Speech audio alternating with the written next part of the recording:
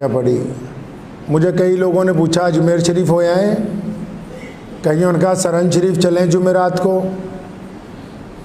کئیوں نے کہا کلیر شریف ہوئے ہیں, کشمیر میں درگاہ حضرت بل اور بڑی بڑی درگاہیں ہیں. تو میرے پریوارک دوستوں نے کئی بار مجھے پوچھا کہ چلیں عثمان بھائی. میں چلو. وہ کہنا پنجابی چ نہ فتویاں وچ فسا سانو کوئی یار دی گل سنا سانو. جانے میں تو کوئی حرج نہیں ہے, لیکن جو جاتے ہیں ان کو بات ہی نہیں پتہ کہ ہوتا کیا ہے جانے کے بعد. پھر اورنگزیب رحمۃ اللہ علیہ ولی تھا اللہ کا, اجمیر شریف گئے, فاتحہ پڑھنے کے لیے دروازے پہ چڑھ رہے تھے, بہت مانگنے والے بیٹھے تھے, تو ان کو پتہ لگ گیا بادشاہ آ رہا ہے ملک کا. تو چلتے چلتے جب سیڑھیاں چڑھ رہے تھے, ایک فقیر, بڑے چالو بھی ہوتے ہیں فقیر, اس نے اورنگزیب کا لباس پکڑ لیا, کہنے لگا بادشاہ 20 سال سے یہاں بیٹھا ہوں, اندھا ہوں آنکھوں سے, اور میرا کچھ بنا دے. اورنگزیب نے اسے دونوں بازو پکڑ کے کھڑا کیا, پوچھا اچھا 20 سال ہو گئے یہاں؟ فرمایا ہاں جی 20 سال ہو گئے. اس نے سوچا بادشاہ کو رحم آ گیا, اب مجھے کوئی جاگیر دے دے گا, کوئی اشرفیوں کا تھیلا دے دے گا. تب 20 سال ہو گئے یہاں کا اجمیر شریف میں, آنکھوں سے نظر نہیں آتا؟ کہ حضرت نظر نہیں آتا, خواجہ کے دربار پہ بیٹھا ہوں 20 سال ہو گئے. اپنے 2 گن مین بلائے سپاہی, فرمایا اندر جا رہا ہوں, سلام پیش کر کے جتنی دیر بعد آؤں اگر تو اس کی آنکھوں کی روشنی لوٹ آئے تو ٹھیک ہے, ورنہ مجھے واپسی آتا دیکھ کے اس کی گردن اتار دی جائے. اورنگزیب رحمۃ اللہ علیہ اندر گئے. وہ ہماری طرف فاتح پڑھنے والے تو لوگ نہیں تھے نا پہلے, آج کل تو لوگ گئے, جا کے بس ایک جھاڑو سر پہ مروایا, اور جاتے یہ بھی نہیں پتا پاک ہیں ناپاک ہیں, غسل کیا نہیں کیا, نماز فجر کی پڑھی نہیں پڑھی, بس گئے. جو اللہ کے ولی جب ولیوں کے پاس جاتے ہیں تو ان کی بات اور ہوتی ہے کچھ. تو اورنگزیب رحمۃ اللہ علیہ جب گئے اندر, کافی وقت بعد آئے ادھر, یہ باہر رو رو کے دعائیں کر رہا کہ یا اللہ بادشاہ آیا ہوا ہے, روشنی ہے نہیں آنکھوں کی, 20 سال ہو گئے خواجہ کے باہر بیٹھے ہوئے, رسول اللہ صلی اللہ علیہ وسلم کے صدقے اپنے اس ولی کی طفیل, یا تو آپ مجھے آنکھوں کی روشنی دے دے, نہیں تو یہ تو میری گردن آج مار ہی دے گا.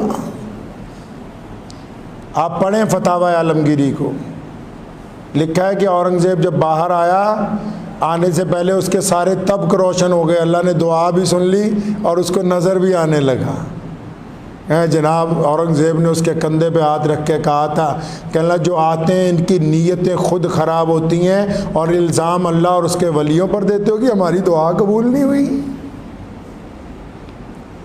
میں بتاتا ہوں آپ کو مسئلہ. لوگ کہتے ہیں دیوبندی ولیوں کی نہیں مانتے, کون کہتا نہیں مانتا؟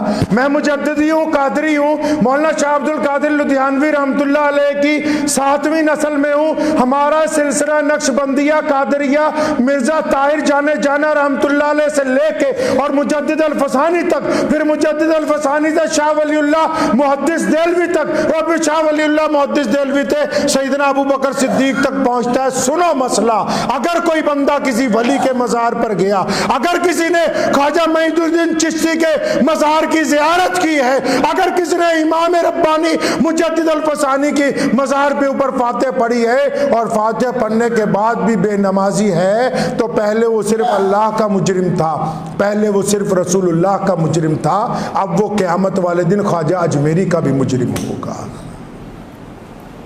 یہ نہیں بتایا کسی نے. اب یہ وہاں ولی کے مزار پر جانے والا, ارے وہ ولی ایسے نہیں بن گئے, انہوں نے زندگی نشاور کر دی رسول اللہ کی اطاعت میں.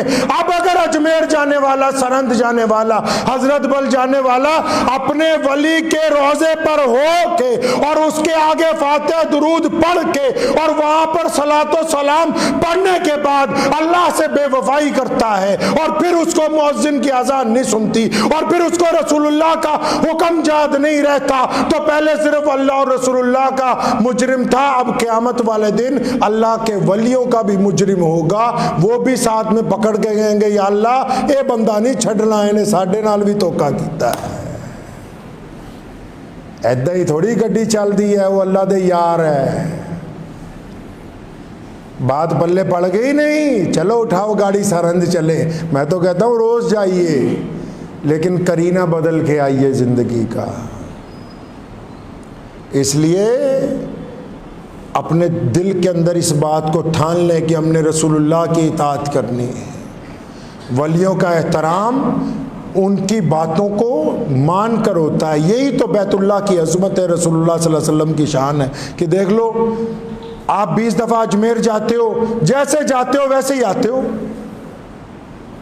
راستے میں گانے سنتے گئے، گانے سنتے ہی آتے ہو. حاجی کو دیکھو، حج کرنے کے لیے نکلتا ہے، لوگوں سے معافیا مانگتا ہوا جاتا ہے. اللہ کے گھر کا مقابلہ کائنات کی کوئی عمارت نہیں کر سکتی، کوئی عمارت نہیں کر سکتی اللہ کے گھر کا مقابلہ کائنات کی.